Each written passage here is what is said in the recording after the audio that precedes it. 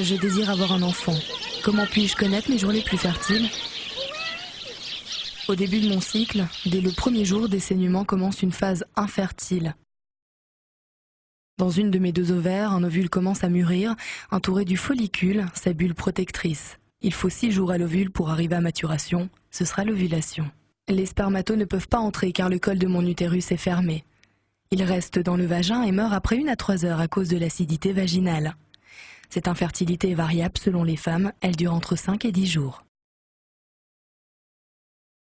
Dès le 7e jour environ, mes hormones œstrogènes s'activent dans l'utérus, mais surtout dans le col de l'utérus. Conséquence, le col s'ouvre et un véritable élixir de vie est produit.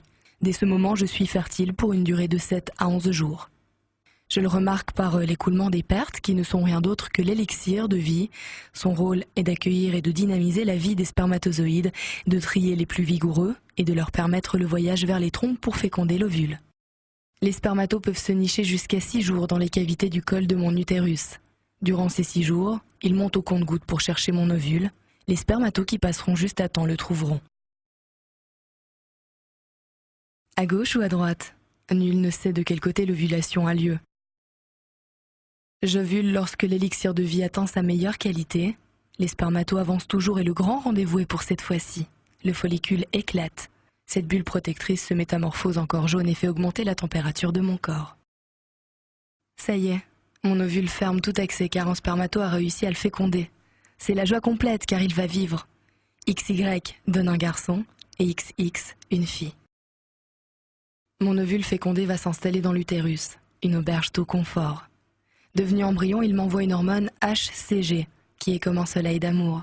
Ma grossesse a commencé. 1 semaine après la fécondation, je peux repérer l'hormone HCG par un test de grossesse.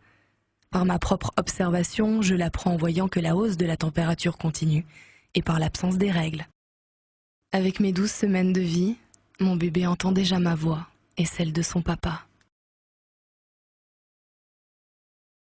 Le lait maternel est la meilleure alimentation pour mon bébé.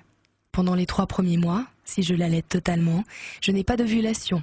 Je ne peux donc pas tomber enceinte. Certaines femmes restent infertiles 6 mois, 1 an, ou même davantage, grâce à l'allaitement intense.